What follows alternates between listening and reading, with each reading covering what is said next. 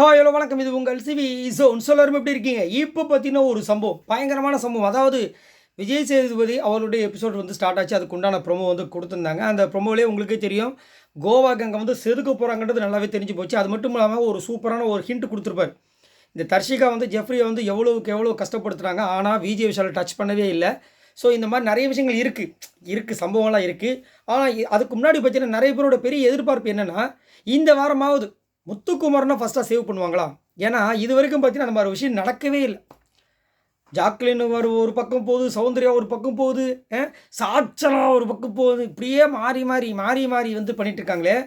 ஆனால் இந்த வாரம் பண்ணுவாங்களா? ஏன் இந்த எதிர்பார்ப்பு இருக்குது அப்படி பார்த்தீங்கன்னா, இந்த சீசன் 8 இது வரைக்கும் வாங்காத ஒரு தனி மனிதர், ஒரு தனி கண்டஸ்டன்ட் இது மாதிரி வாங்கினதே கிடையாது. அவ்வளோ ஓட்டு வாங்கியிருக்காங்க. கிட்டத்தட்ட இப்போ வரைக்கும் பார்த்தீங்கன்னா 2,19,000. இது வந்து அன்அஃபிஷியல் ஓட்டிங்ஸ் மட்டும்தான்.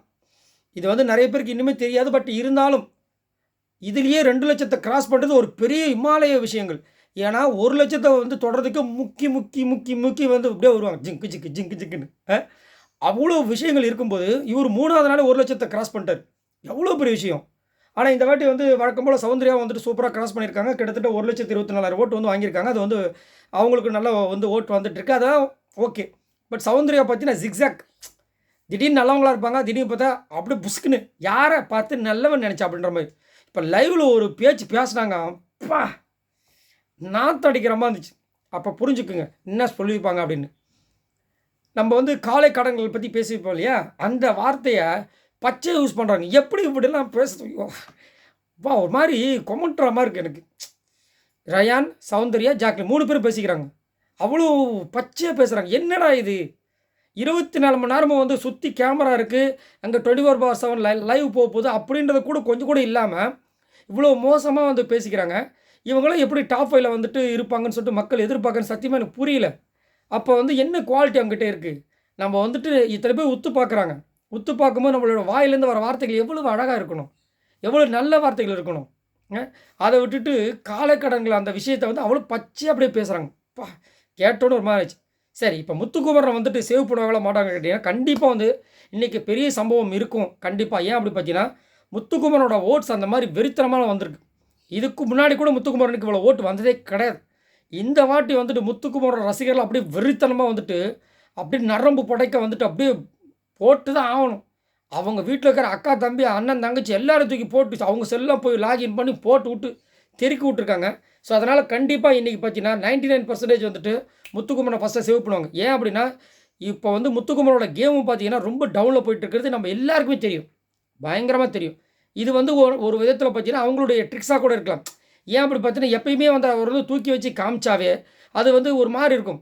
ஒரு டவுனில் இருந்து டப்புன்னு எந்திரிக்கும் போது அந்த டிஆர்பியும் பயங்கரமாக ஏறும். அது மட்டும் இல்லாமல் பிக் பாஸ் சீசன் 8ஓட டிஆர்பி பயங்கர லோவாக போயிட்டு இருக்குன்ற ஒரு தகவல் வந்திருக்கு. அதனால தான் அந்த கோடை அழிச்சது, பாய்ஸ் வர்சஸ் கேர்ள்ஸை வந்துட்டு தொலைச்சது.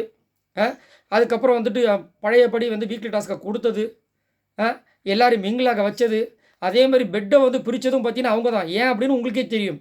எப்போ தான் ஒரு காதல் கண்டென்ட் அங்கே உருவாகும். இப்போ தனித்தனியாக அவங்களை பிரித்து வச்சுருந்தாங்கன்னா அவங்க அங்கேருந்து அங்கே இவங்க எட்டி பார்க்க, இவர் இங்கே எட்டி பார்க்க அப்படின்ற மாதிரி போயிருக்கும். ஸோ அதை வச்சு பார்க்கும்போது தான் தர்ஷிகா போக மாட்டாங்களோ. ஏன்னா பெட்டையே வந்து ஒரே இடத்துல ஒரே ரூமில் போட்டதுக்கு காரணமே பார்த்தீங்கன்னா, இந்த மாதிரி ஒரு விஷயம் நடக்கணும்னு சொல்லிட்டு அவங்களுக்கு ஒரு ஃப்ரீ பண்ணி விட்டோன்னா அவங்க கொஞ்சம் ஃப்ரீயாக பேசியிருப்பாங்கல்ல, நம்மளுக்கு ஒரு கண்டென்ட் கிடைக்குமே அப்படின்ற மாதிரி ஒரு காரணம் தான். அப்படின்னு இருக்கும்போது இவ்வளோ விஷயங்கள் ஏற்பாடுகள் பண்ணிவிட்டு அவங்கள டக்குன்னு அனுப்பிச்சிடுவாங்களான்னு சொல்லிட்டு ஒரு டவுட்டும் இருக்குது. ஸோ இன்றைக்கி கண்டிப்பாக வந்துட்டு முத்துக்குமரனை கண்டிப்பாக சேவ் பண்ணி முத்துக்குமரனோட அந்த ஆட்டத்தை வந்துட்டு அப்படி தட்டி விட போகிறாங்க. அப்போ தான் வந்துட்டு டிஆர்பி இன்க்ரீஸ் ஆகும். ப்ளஸ் முத்துக்குமரனோட ஆட்டம் அதுக்கப்புறம் அனல் பறக்கும். ஏன்னா முத்துக்குமரன் வந்து ஏங்கிட்டு இருக்கார். நேற்று ஒரு விஷயம் வந்து சொல்லியிருப்பார், நீங்கள் யாரெல்லாம் கவனிச்சிங்கன்னு சொல்லுங்கள். நான் வந்துட்டு என்னை யாராவது சூப்பராக வாடடே நீ நல்லா பண்ணுற அப்படின்னு யாராவது சொல்லிட்டாங்கன்னா நான் சந்தோஷமாயிடுவேன். அந்த மாதிரி யாராவது சொல்ல மாட்டாங்களும் ஏங்குவேன், ஏங்கிட்டு இருக்கிற ஒரு பர்சன் அப்படின்ற மாதிரி சொல்லியிருப்பார்.